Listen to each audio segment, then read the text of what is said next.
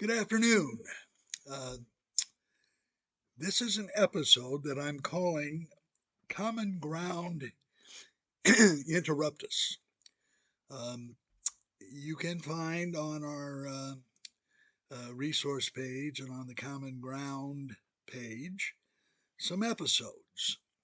The concept was to find a Trump supporter and a Biden supporter and using principles of restorative justice engage in conversation intended to lead to issues where the parties believed that they could work together on for the benefit of all. Um, Before I started this process, I talked to uh, 10 colleagues and friends whose opinions I valued. Eight told me I was nuts. One was skeptical, but thought it was a good idea. And the only bright one amongst them said, "Hey, it was a great idea. I love it." At this point, I am uh, uh, letting such colleagues and friends know that I am not prepared to hear what I'm sure will be the unspoken words of "I told you so." Uh, Rather, putting it on the back burner for future visitation. Uh, between, uh, well, I can't tell you how many hundreds of emails, phone calls, and text messages it took to put together 5 teams of two to engage in recorded conversations to see if there weren't lessons that we could learn about how the two factions could work together, given the differences. Uh, I found, much to my chagrin, uh, and created a degree of sadness, I must say, that the uh, uh, experience of the January 6th insurrection and the upcoming prospect of the impeachment of Mr. Trump uh, led the and other personal reasons led to the withdrawal of all of the Trump supporters. Um, so, uh, uh, I feel like I have learned some things which I'd like to share with you. And please respond with any ideas that you might have for a more successful effort in the future. The first thing I learned was uh, the differences are so deep. Um, I really didn't uh, appreciate how much of the Trump supporters are so totally and viscerally involved in the process. Um, I knew it was there, but I had no concept of how deep the feelings uh, ran. Uh, I also was uh, somewhat perplexed by the uniform objections to so called Biden policies. Now, I had spent a lot of time reading the Biden platform, and I must say I can't see how um, the Trump supporters who I discussed um, had read them. I can understand reading and disagreeing or not believing that Biden was being truthful. Uh, However, I don't believe that the, at least the individuals I was talking to had an impression about what he was actually saying. So we have a whole lot of people believing that he's going to be doing things which are clearly not part of his platform. So I'm thinking in the future that rather than try to identify an issue which would or might lead to common ground, to maybe take a look at what Mr. Biden does in the next few months and how it squares with what the Trump supporters believed he would do uh, over that period of time, specifically with reference to taxation. Uh, Trump supporters fervently believe that Biden is going to tax the heck out of them.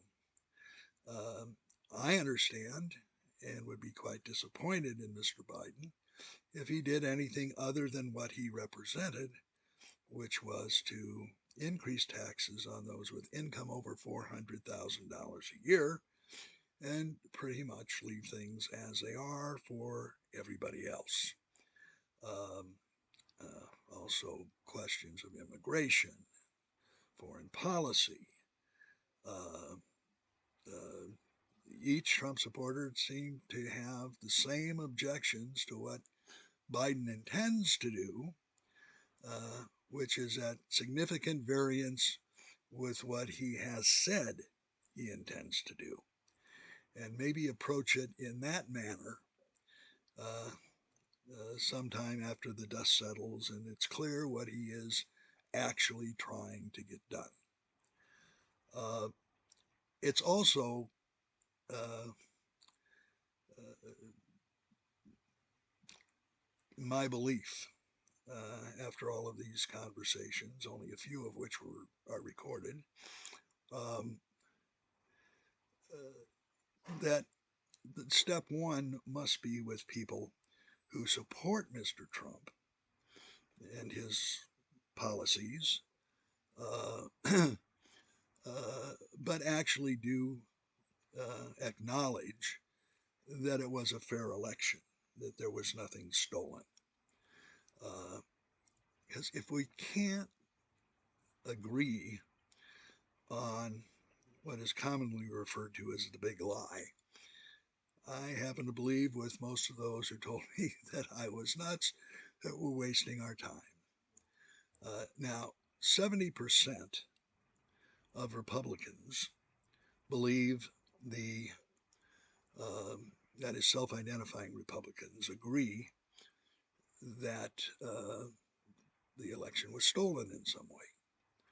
Uh, to me, the objective facts are very clear, and I'd like to share with you what I believe to be objective fact. And I would love to hear from anybody else who can factually contest uh, the fact of a fair, secure uh, election. Number one, uh, the lifelong conservative Republican appointed by Mr. Trump to see that it was a secure election maintains that it's the fairest and most secure election in the history of the United States.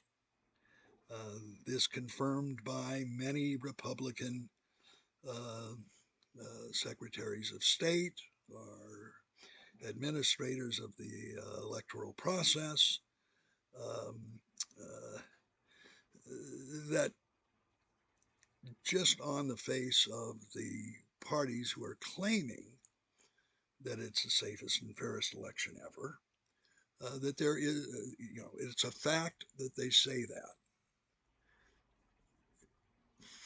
What you conclude or infer from that is a discussion I'm looking to have. The uh,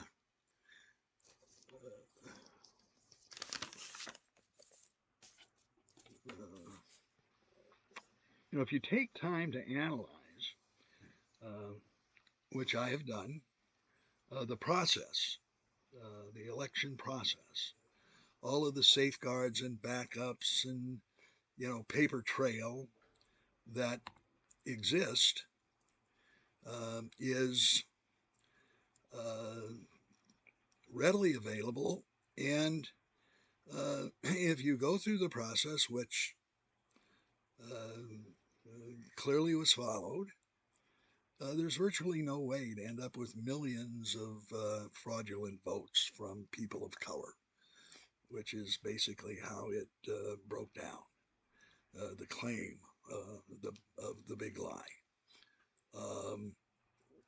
It just couldn't happen. I mean, it was remarkable to me to find out that one of these election machine makers, who I heard, volumes of horrible things about how they were made to change the preference of voters,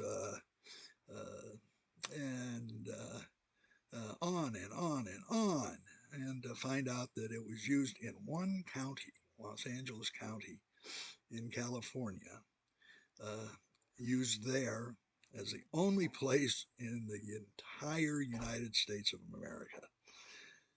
So that, that to me is a fact, which I think is reflective of, if that's one of the best arguments that could be made in favor of fraud, it's as weak as it possibly gets. And third major issue would be the Department of Justice and the Federal Bureau of Investigation. Traditionally, its activity in the election season is to respond to questions of voter fraud raised by citizens or people involved in the election process. Attorney General Barr and the FBI didn't receive any claims of significant voter fraud. That being not enough, Mr. Trump requested Mr. Barr, the Attorney General, to go out and look for fraud. First time in history. And the FBI did go out across the entire country, every office, and looked for fraud. And they found none. Attorney General Barr gave his report to the president and the people, saying that they found no fraud, and then resigned. I have an opinion as to what you can infer or conclude from Barr's resignation, but that would be opinion and not fact. The fact is, he found no fraud, and the fact is, he did resign. Then we get to, as a retired lawyer, I'm just embarrassed for Rudy Giuliani and the jokers that were associated. It's a bad mark on the profession and on the rule of law. They went with totally baseless claims to 62 courts, majority of which the decisions came from Republican-appointed judges, including, as I understand it, at least 6 Federalist, conservative credentialed jurists, and not a single judge found any merit to any of the claims relating to any of the elections in any of the states, including the Supreme Court twice. I just can't imagine the degree of distrust of conservative judges saying that there is nothing, there's no meat here. Where's the beef? There is no beef. And yet they continue to talk about fraud. He had earlier appointed this guy Kobash from Kansas, uh, uh, the alleged felon who took money from Trump supporters for building the wall, and instead of building the wall, it went into his and Bannon's pockets. They probably diverge in that respect because he was charged and has not been tried, and probably won't be because of Mr. Trump's pardon and clemency policy. But nonetheless, it's been studied over the decades by Republicans and Democrats, and never has anybody found any fraud of any scale in the United States. There was one, I think, in the 9th District of South Carolina a few years ago, and that was a Republican scheme. But then it got sort of desperate and really unruly when the lieutenant governor of Texas offered $1 million reward for anybody who could come up with the voter fraud. I mean, that's sort of amazing in and of itself. And after everything that had been done up to that point, reflects, a degree of, emergency.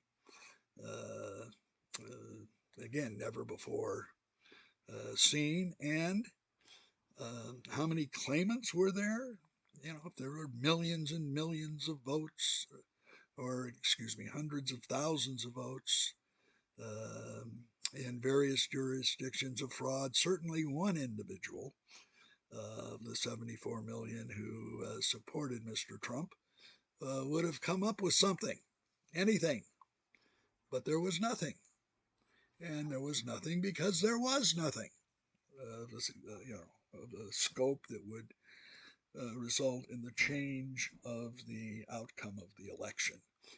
In point of fact, the only claim against that $1 million was made by the Pennsylvania Secretary of State, who had two individuals who supported Trump, whose mothers had passed away, whose ballots they received, and whose ballots they fraudulently submitted in favor of Trump. Interesting part about that is they were never included in the tally because their systems caught up with it before they were tallied. Both of those individuals are being sued for election fraud in the state of Pennsylvania. And to my knowledge, those two votes are the only basis for a claim against that $1 million. I'll find any fraud that you can and call me. Situation. And I think, that says a lot. But, if you can't trust conservative Republican officials whose good work ended up in death threats to them, firing of some,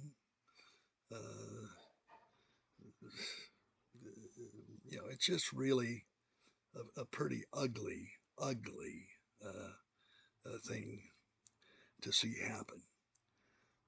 So I would like for anybody to give me the alternative view. If you believe that the election was stolen, I'd like to know upon what facts you base your opinion. The only thing I hear in trying to listen to the waves links is a general feeling that Trump couldn't have lost without fraud, which is, the big lie that he started before the election even happened. I would argue that the election was a repudiation of Mr. Trump and his policies. And you can see that by the fact that many Republicans running for the House or Senate or state offices did a lot better than Mr. Trump did, and actually picked up seats in the House and did much better in the Senate than anybody thought. As a matter of fact, the Senate should be in Republican hands, according to many Republicans, but for the um, actions of Mr. Trump. So I'd like to hear why I'm wrong, why people think that I'm wrong, and I'd like to have a candid civil discussion about it, because, as I say, I don't think until an individual is willing to admit that Biden is the lawful president of the United States, can't accept that as fact, there is little to be to benefit our collective communities by trying to get together. There is, I've been listening at the request of some of the Trump people to not only Fox News, but One America News, and Newsmax, and I don't hear facts. All I hear is everybody knows. Most people say these are not facts. It's a recitation of, I have some hearsay evidence that from undisclosed sources, which make the outcome of this question simple, because everybody knows and everybody says. And that's really not the way it works, especially on something so key to our democracy as a free and fair election. So in any event, please let me know what you think of Common Ground Interuptus, and let me know if you'd like to come join the podcast and speak on either side. And most of all, any suggestions on how we might start civil discussion between the two groups. The sooner we can get to that point, the better. As I say at this point, I think it's probably a waste of time, unfortunately, to talk to somebody who believes the big lie of the stolen election. I'm led to believe, the country's broken down 25% Democrat, 25% Republican, 50% Independent. If 70% of self-proclaimed Republicans claim it's stolen, then you're looking at somewhere between 18 to 20% of the voting population, which is a big number, and one which has to be addressed.